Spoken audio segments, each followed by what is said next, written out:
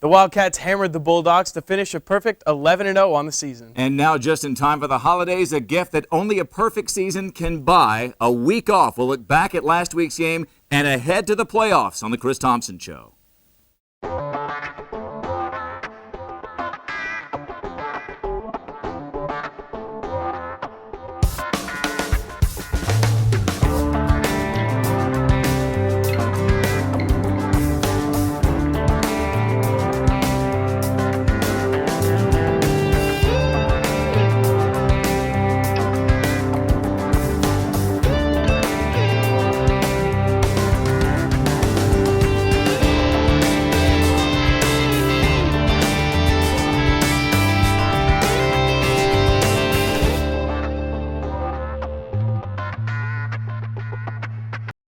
Welcome to a championship edition of the Chris Thomsen Show, and this week, no ties. The outright Lone Star Conference Championship to ACU. Grant Boone here with our typical Trips Left formation. Brandon Tripp, ACU senior broadcast major, and the head coach of the ACU football Wildcats, Chris Thomsen. Coach, 11-0, the first time you've ever had an ACU team go 11-0 in the regular season, and the fourth Lone Star Conference Championship, 12th conference championship ever. And then the nice little bonus prize, the week off this week.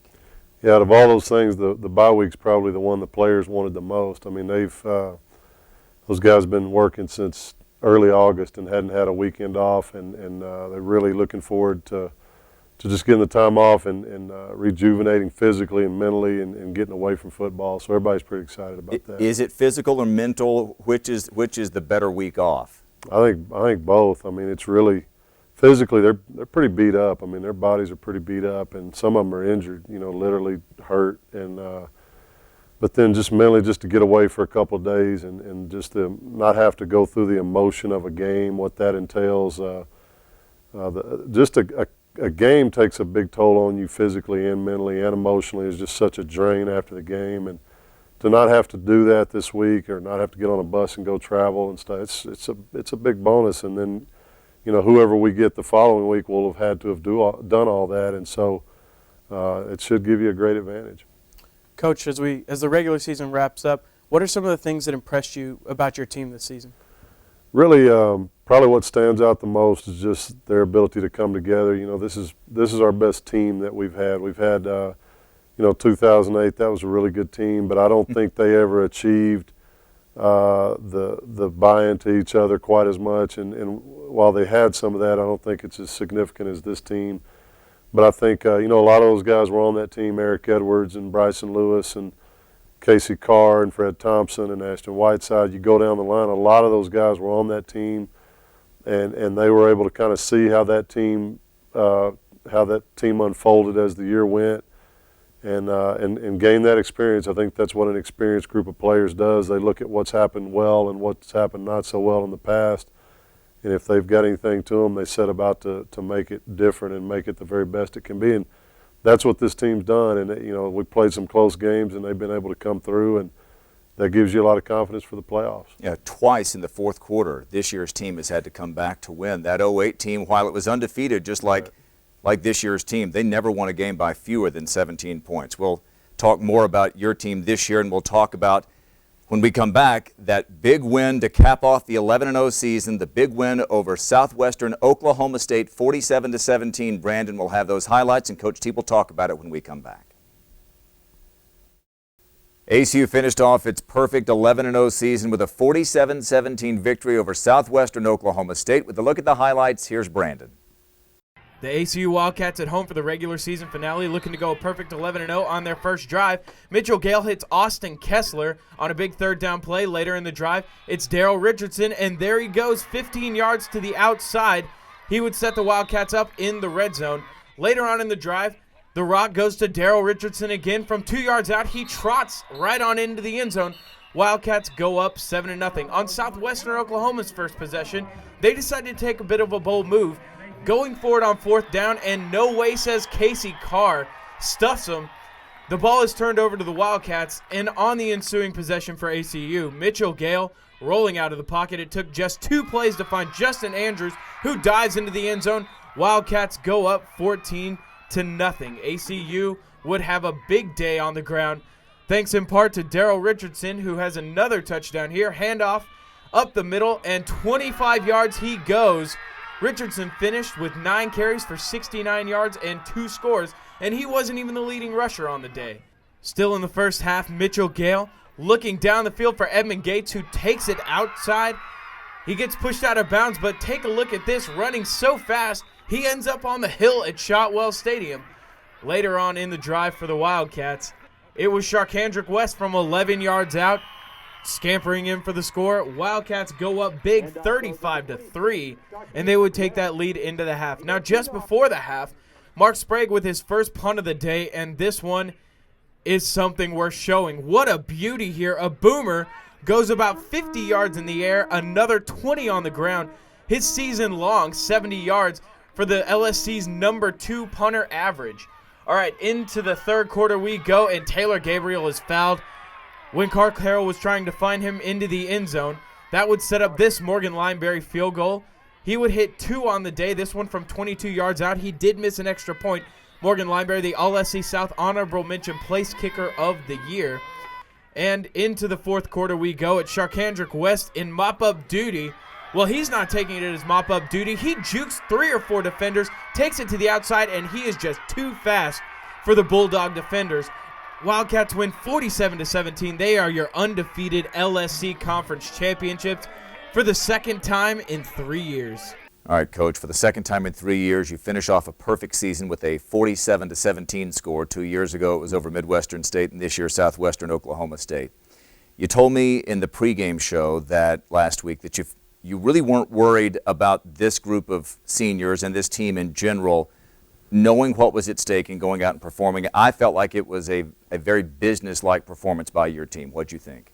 It really was. They, didn't think there'd be a whole lot of emotion, and there really wasn't, but I thought they went out and just handled their business and executed pretty well. It was a little bit sloppy in some areas when we watched the film, but overall I think they understood what they had to do, and they went out and did it. I was proud of the way they handled it. You got out to a 21-0 lead. We saw a little bit of trickeration there. We saw the wide receiver screen to Harold Jackson, and the former high school quarterback from Houston left-handed it out there to Raymond Radway, who caught it for a touchdown. Yeah, we've been working that all year, and Harold was wearing Coach Collins out. And we got to run this. It's senior day, and all that good stuff. So it was a good way to get up. Good pass. Yeah, it was a great throw, and he really didn't throw it that well in practice. I was a little nervous when they called it, but he did a great job. Raymond tracked it down. It was a nice play. Yeah. Radway had the look in his eye of, will this ball ever come down out of the sky, and I can't drop it. He was wide open. He sold it well, too, and that's part of it, isn't it? Yeah, you got to sell it, and make it look like a bubble screen, like you're about to run it, and he did a nice job on the sell. That's good. Okay, in the pregame show also last week on the radio side, I asked you if Mitchell Gale was doing the phrase that you used to describe Billy Malone, how he played in 2008, delivering the mail, and you said you thought he was, and I thought, rain, snow, dark of night, he delivered on Saturday as well. Very efficient, 9 of 15. Yeah, he did. He ran the ball a little bit too much. Coach Collins wasn't too happy with some of that, but he did a good job. He came out, pretty focused and did a good job. And I always tell him, deliver the mail. I mean, get it to the thoroughbreds. You're a mule. You're not a thoroughbred. Get it to the thoroughbreds, and he did pretty good about that. He ran it a few times, but he's doing a good job. You can use mule this in the off week, but next week if Central Missouri comes to town, we'll drop the mule references. Right. Okay, Daryl Richardson, the second half of the season, after I think what even he would have to say was a slow start, he dinged up a little bit early on, but he's had a resurgence in the last few games, and you're going to need him for a playoff run, aren't you? Yeah, I think he's really just starting to discover what kind of back he is. I mean, he's always had a pretty good one-cut slash move and can make some people miss, but he's starting to now figure out he's a power back too, and he can break tackles, and he's got size and strength, and I think he's starting to gain some confidence in his ability to do that. He did it against West Texas. One of his touchdown runs against Southwest, there was 4 or 5 bodies, laying on the ground. We tell him we want you to be an F1 tornado. When you get in the end zone, there's bodies everywhere behind you, and that run kind of was that. He had 4 or 5 guys on the ground that didn't tackle him. So I think he's gaining confidence and figuring out what kind of back he is. Interesting, though, that you feel like with some players they have to be told that maybe they're as good as they are. Some guys maybe already have that self-confidence, others don't. It's different with different players, isn't it? Yeah, you have to point things out to some of them that they do well. They don't have that perception of themselves that they're that kind of back or that kind of thrower, and sometimes making a little highlight clip of those things that you're trying to reaffirm in their mind helps them so they can actually see, I really am a guy who can break tackles. Ken made a highlight tape of Mitchell after training camp before the Washburn game just to show him you got the ability to throw the football and you're accurate and give them that confidence. Sometimes that visual of them doing it well really helps. Finally, Coach, one of the things you always worry about in a game that's beginning to get out of hand is injuries, and you did lose L.B. Suggs to an injury in the Southwestern game, and it wasn't pretty, was it? No, he broke his lower part of his leg and had surgery on Thursday. All that came out well, and we'll look forward to getting him back for spring ball. But he won't be back this season. It was a significant injury, and Kevin's on the other hand. Hopefully, he can get back and in time for the playoffs, and we're monitoring him daily to see how he's recovering. But those are the kind of injuries that take their toll, and typically you sustain some of those during a long season, but hope we don't have any more of those. Well, and you do get that week off today to hopefully rest up Kevin Washington, Richard Havens, Josh Perez, and some others. Congratulations, Coach. 11-0 regular season. Brandon Tripp is back with more on the Chris Thomsen Show in just a moment. Now it's time to head on up to the JMC Network studios with Austin and Kristen for this week's Sportscast. Welcome to the JMC Network Sportscast, your quick access guide to ACU sports on and off the field. I'm Kristen Goodspeed. And I'm Austin Gwynn. The ACU soccer team ended their season in heartbreak over the weekend. The Wildcats fell in sudden death penalty kicks to St. Edward's University at the NCAA Regional Final Tournament in Austin. Andrea Carpenter put the Wildcats on the board in regulation to force the overtime, but neither team scored in the 2 extra periods, which led to the shootout and penalty kicks. In the shootout, both Carpenter and Julie Coppage missed their goals, and the Hilltoppers held on for the win. ACU finished off their best season in the program's 4-year history, going 17-4, and winning the LSC postseason tournament for the first time. The women's basketball team did not get off to the start they wanted to this weekend with back-to-back losses to open their season. Last Friday, the Wildcats fell to Hillsdale by a score of 77-66 before dropping one to St. Edward's on Sunday, 64-59. In that game against St. Edward's, the Wildcats actually had the lead 59-57 with only 23 seconds left, but a 3 for St. Edward's and some game-icing free throws finished off the Cats. ACU will have a game Tuesday in Moody before a week-long break. The men's basketball team split a pair of games over the past few days. The Wildcats took down Texas Permian Basin 80-79 in a comeback effort on Friday night in their season opener. Zach Williams' 21 points and Ben Wharton's 13 points and 9 rebounds powered the Wildcats to victory. On Monday, the Wildcats again found themselves down in the game, but were not able to cap the comeback effort, falling to Dallas Baptist University 86-90. Williams again led ACU in scoring, dropping in 29 points to go along with 4 rebounds. But the Patriots' nearly 60% shooting was too much for the Wildcats in the end. ACU is back in action Monday when they take on Dallas Christian in Moody Coliseum. Tip-off is scheduled for 6 p.m. If you're a Wildcats volleyball fan, then I have some good news and some bad news for you. Let's start with the bad news. The Wildcats were ousted last Friday in the LSC Conference Tournament in the semifinals by Angelo State. The highly anticipated rematch with WT did not happen, and the result was clearly a disappointment for the 24-5 Wildcats.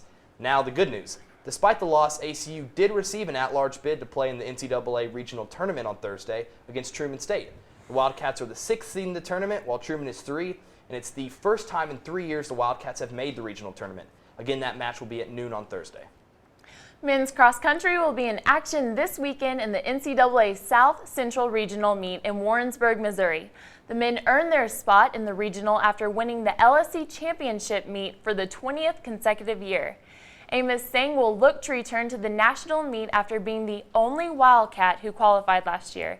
Sang won the LSC individual title for the 2nd straight season. For the JMC Network, I'm Kristen Goodspeed. And I'm Austin Gwynn. May the sports be with you. In the season of giving, some ACU athletes are taking it upon themselves to better the life of a child. Here's Ryan Cantrell with more in this week's On the Grid. We're up here in the JMC newsroom. I'm Ryan Cantrell, here with David Pillen. David, thanks for being here with us. Good to be here. Thanks for having me. Introduce your role with the NCAA. Well, in January, I was selected to represent HCU and the Lone Star Conference on the National NCAA Division II Student Athlete Advisory Committee. That's awesome. Talk a little bit about the partnership that the NCAA has had with Make-A-Wish Foundation. Well, in 2003, the NCAA Division II formed a partnership with the Make-A-Wish Foundation. And since 2003, as a whole division, we've raised over $1.5 million. Last year being the most we've ever raised, totaling around $450,000. Just talk about what ACU is trying to do this year specifically. Well, this year at ACU, we felt like we need to do more than we've done in the past. In the past, we've only raised a little around $1,000. And this year at ACU, we want to become wish makers on campus. That means raising enough money to fulfill a wish for a local child. What are y'all doing this year to raise these funds, and how can people give? This year, we have set a goal to raise a minimum of $5,000, and our goal is to hopefully raise around $20,000. And to do that, we've been working with Target and HEBs to see if they'll hopefully donate money to ACU and Make-A-Wish. And we are looking for somebody to match whatever amount we raise. Hopefully they'll donate however much we raise and match that. And also we have donation buckets set up around campus that students can donate, put money in, and also at football games and sporting events, we pass buckets and raise money, and people can donate that way. And hopefully very soon there will be an online donation form on the acusports.com. Appreciate you taking the time. For David Pillen, I'm Ryan Cantrell. Thanks for watching. Thanks, Ryan. When we come back on the Chris Thomsen Show, we'll take a look at the final regional rankings and preview the first weekend of playoffs. Back on the Chris Thomsen Show, take a look at the final NCAA Division II Super Region 4 regional rankings. And you'll see ACU there for the second time in the last 3 years with the #1 seed Kingsville. An impressive season for Bo Atterbury's crew despite losing maybe the best running back in the Lone Star Conference in Fred Winborn to some academic issues, and losing a terrific D1 wide receiver transfer, DeLaShawn Dean, in the middle of the year. The only loss for the Javelinas to ACU's team, 31-24. Northwest Missouri State, the defending national champions, the #3 seed in the region, and they'll host Missouri Western this Saturday. Today, in fact, West Texas A&M is at Central Missouri. Coach, when you look at the final rankings, your team #1, you and Kingsville get an opportunity to have that week off, and you said it at the top of the show. Maybe more than anything else, that week off is huge, and you got a chance to experience that in 08. Yeah, I think it is, and then we played West Texas in the second round. I think the wear and tear of the game the week before took its toll on West Texas that day, and it's hard. It's hard. We played last week without a bye, and it's just hard to bounce back. We had that really physical game at Midwestern, really 2 straight, and it's just hard. It's just very difficult physically to get your body ready, but mentally to regroup and play. And it can be done. I think in 05, Northwest was the 6th seed and played Angelo State the first week and then went all the way to the finals. It can be done, but it's a lot more difficult. And how impressed are you with what Bo Atterbury did down in South Texas, losing a couple of huge skill position players and still going 10-1? Yeah, it just speaks to their depth. I mean, they've not only got some good frontline guys, but since our game, I've heard Woodson's name a lot. He's come along and I think taken over the running back spot, and he was 3rd or 4th on the depth chart going in. And it just speaks a lot to their depth. Matt Romig has been out for the last 3 or 4 weeks and actually was diagnosed with a form of cancer, which he's receiving treatment for right now. He's not going to play anymore this year. And really, our prayers are with his family. He's in Houston right now getting treatment, and they've had some big losses to some key guys on their team, but they've done a tremendous job of keeping it together. Fight, finish, and faith, I think, are the 3 code words down there with Bo Atterbury's crew, and they've had to live that out already. Let's talk about the 2 playoff games today, because really one of them, I think, is just a pick'em game. West Texas A&M against University of Central Missouri. On paper, they look very similar. Obviously, we know WT. That's a team that went 8-3. All 3 losses for West Texas A&M against top 10 teams. 2 of them on the road, and in each case, they led those teams in the second half. One of them was your team, 41-34. You came back and won. They play a Mules team in Central Missouri really without any playoff experience. But this is a team that lost 2 games by a combined 2 points. They lost to a Division I team, Illinois State, 55-54, and that wasn't even an overtime game. And they lost to Northwest Missouri State just a couple of weeks ago by 1. Yeah, we got some of the video on Central Missouri earlier in the week, and in fact got that Illinois State game. And Central has a great quarterback. They have a great running back, very similar to the guy at Washburn that we faced and early in the season. They have a really, really good tight end and a receiver that reminds me a lot of De La Chandine, a big guy who can run.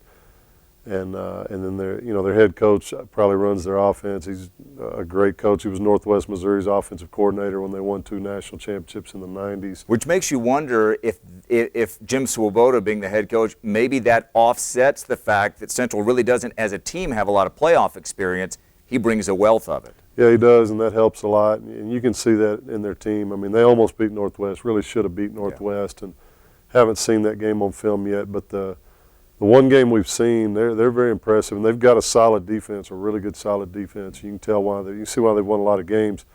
The WT Central Missouri game should be a great game. Coach, the other game in the region, Northwest Missouri State hosting Missouri Western. Northwest, another team that you're very familiar with, played them a lot in the last few seasons. They have a ton of championship experience, Mel Churchmill, Blake Bowles, guys like that. What are some of the things that you see coming out of that game? Well, I mean, they played earlier in the season. I think Northwest won 42-0. Mm-hmm. So unless Missouri Western's just changed personnel drastically or done some different things, I just don't see them beating Northwest Missouri. I think it'll be Northwest and Kingsville, and that I believe will be down in Kingsville. It will be, yeah. And that'll be an interesting game. Northwest having to have played the week before and then have to go all the way to Kingsville.